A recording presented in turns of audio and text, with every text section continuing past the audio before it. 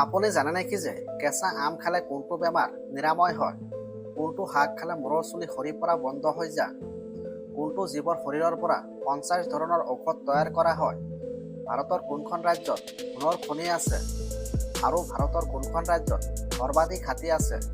এনেকুৱা নজনা প্ৰশ্নৰ উত্তৰবোৰ জানিবৰ বাবে ভিডিঅ'টো অলপ স্কিপ নকৰাকৈ এক পৰ্যন্ত দেখিবলৈ অনুৰোধ জনালোঁ। আৰু আপুনি যদি মোৰ এই চেনেলত নতুন হয় তেনেহ'লে চেনেলটি ছাবস্ক্ৰাইব কৰি ৰাখিব। আৰু যদি ছাবস্ক্ৰাইব কৰি ৰাখিছে তেনেহ'লে আপোনাক অসংখ্য ধন্যবাদ। আজিৰ প্ৰথম প্ৰশ্নটো হৈছে, তেঁতেলী খালে কোনটো বেমাৰ দ্ৰুত নিৰাময় হয়? আপোনালোকৰ সন্মুখত অপশ্যন আছে। অপশ্যন ক আলচাৰ, অপশ্যন খ হৃদৰোগ, অপশ্যন ক ডায়েবেটিছ, অপশ্যন খ কেঞ্চাৰ।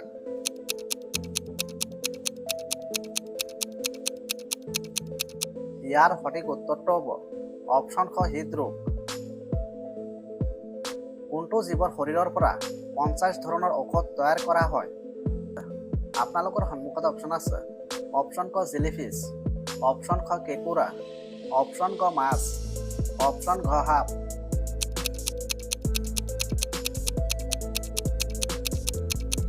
ইয়াৰ সঠিক উত্তৰটো হ'ব অপশ্যন খ কেঁকুৰা। কুকুৰ কোনখন দেশৰ জাতীয় প্ৰাণী? আপোনালোকৰ সন্মুখত অপশ্যন আছে। অপশ্যন ক আমেৰিকা, অপশ্যন খ শ্ৰীলংকা, অপশ্যন ক চীন, অপশ্যন খ বাৰ্মা।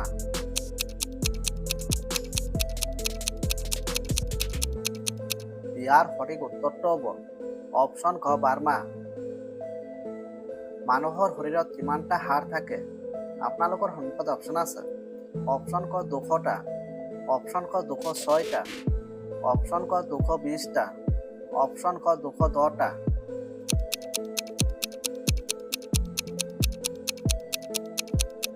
ইয়াৰ সঠিক উত্তৰটো হ'ব অপশ্যন খ 206টা। ভাৰতৰ কোনখন ৰাজ্যত সোণৰ খনি আছে? আপোনালোকৰ সন্মুখত অপশ্যন আছে। অপশ্যন ক উৰিষ্যা, অপশ্যন খ কৰ্ণাটক, অপশ্যন ক অসম, অপশ্যন খ কেৰেলা।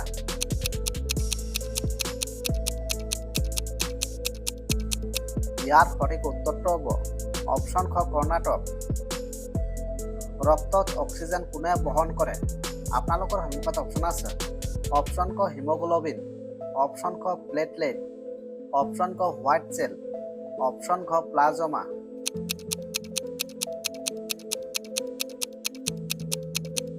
ইয়াৰ সঠিক উত্তৰটো হ'ব অপশ্যন ক হিমোগ্লোবিন। ভাৰতৰ কোনখন ৰাজ্যক বীৰ দেশ বুলি কোৱা হয়? আপোনালোকৰ সন্মুখত অপশ্যন আছে। অপশ্যন ক উত্তৰ প্ৰদেশ, অপশ্যন খ বিহাৰ, অপশ্যন ক মহাৰাষ্ট্ৰ, অপশ্যন খ ৰাজস্থান।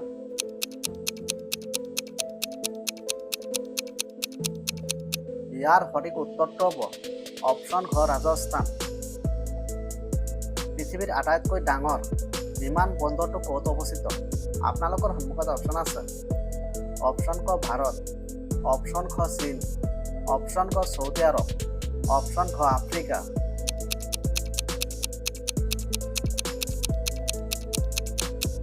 ইয়াৰ সঠিক উত্তৰটো হ'ব অপশ্যন ক চৌদি আৰৱ।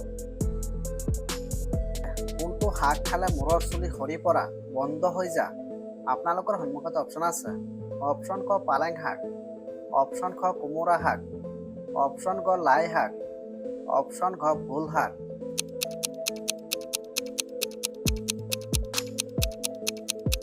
ইয়াৰ সঠিক উত্তৰটো হ'ব অপশ্যন ক পালেং শাক। পালেং শাক খালে মূৰৰ চুলি সৰি পৰা বন্ধ হৈ যায়। পালেং শাকত লোহা, ভিটামিন এ, ভিটামিন চি আৰু ফলেট থাকে, যিয়ে চুলিৰ মূল শক্তিশালী কৰে আৰু নতুন চুলি গজোৱাত সহায় কৰে। নিয়মিত পুষ্টিকৰ শাক পাচলি খালে চুলি সুস্থ আৰু মজবুত থাকে। বিশ্বৰ কোনখন দেশক কৃষকৰ দেশ বুলি কোৱা হয়? আপোনালোকৰ সন্মুখত অপশ্যন আছে। অপশ্যন ক জাপান, অপশ্যন খ ফ্ৰান্স, অপশ্যন ক ভাৰত, অপশ্যন খ চীন।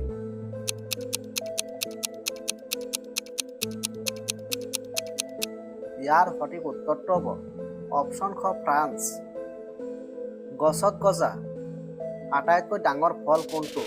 আপোনালোকৰ সন্মুখত অপশ্যন আছে।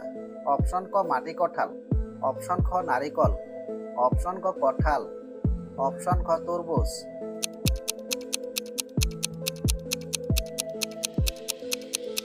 ইয়াৰ সঠিক উত্তৰটো হ'ব অপশন ক কঁঠাল। শৰীৰৰ কোনটো অংগ ৰক্ত পৰিশোধন কৰে? আপোনালোকৰ সন্মুখত অপশন আছে অপশন ক বৃক্ক, অপশন খ হৃদয়, অপশন ক যকৃত, অপশন খ ফুসফুস।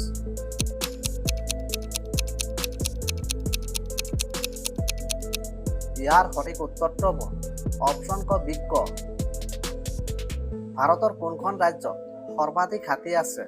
আপোনালোকৰ সন্মুখত অপশন আছে অপশন ক কৰ্ণাটক, অপশন খ বিহাৰ, অপশন খ তামিলনাডু, অপশন খ উত্তৰ প্ৰদেশ।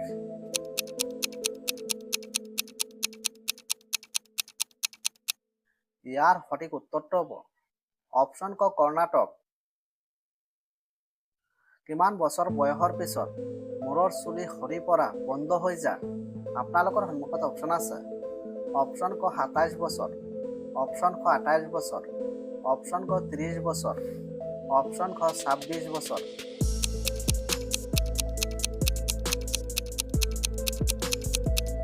ইয়াৰ সঠিক উত্তৰটো হ'ব অপশন ক 30 বছৰ। মূৰৰ চুলি সৰি পৰা সম্পূৰ্ণভাৱে কোনো নিৰ্দিষ্ট বয়সত বন্ধ নহয়।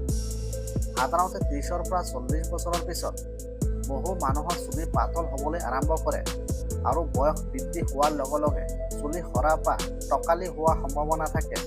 ই বংশগত কাৰণ, খাদ্যাভ্যাস, মানসিক চাপ আৰু স্বাস্থ্যৰ ওপৰত নিৰ্ভৰ কৰে।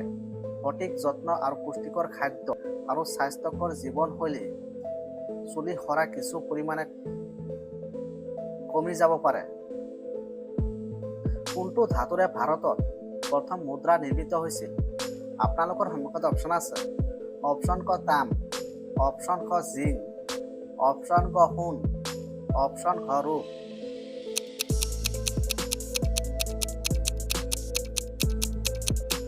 ইয়াৰ সঠিক উত্তৰটো হ'ব অপশন খ ৰূপ।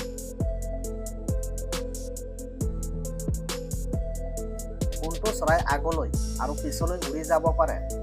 আপোনালোকৰ সন্মুখত অপশন আছে অপশন ক হামিং বাৰ্ড, অপশন খ কপৌ, অপশন ক পাৰ চৰাই, অপশন খ কাউৰী।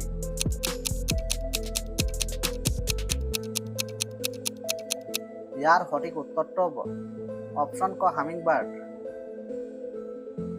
এছিয়াৰ আটাইতকৈ সৰু দেশ কোনখন?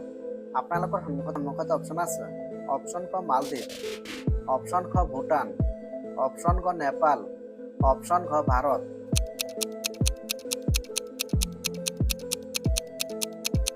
ইয়াৰ সঠিক উত্তৰটো হ'ব অপশন খ মালদ্বীপ।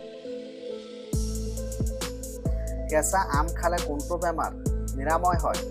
আপোনালোকৰ সন্মুখত অপশন আছে অপশন ক জণ্ডিছ, অপশন খ কোষ্ঠকাঠিন্য, অপশন খ এনিমিয়া, অপশন খ হৃদৰোগ।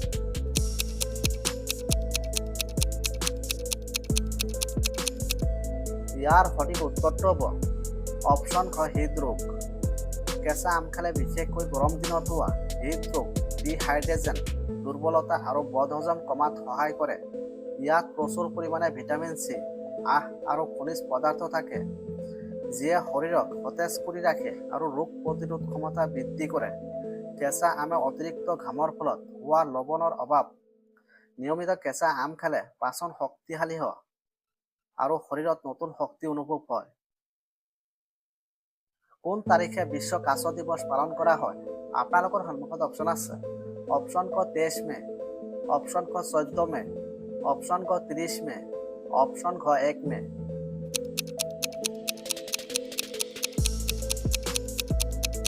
ইয়াৰ সঠিক উত্তৰটো হ'ব অপশন ক 23 মে। কোনটো ফলত ভিটামিন চি অধিক থাকে? আপোনালোকৰ সন্মুখত অপশন আছে অপশন ক আঙ্গুৰ, অপশন খ আপেল, অপশন খ কমলা, অপশন খ কল।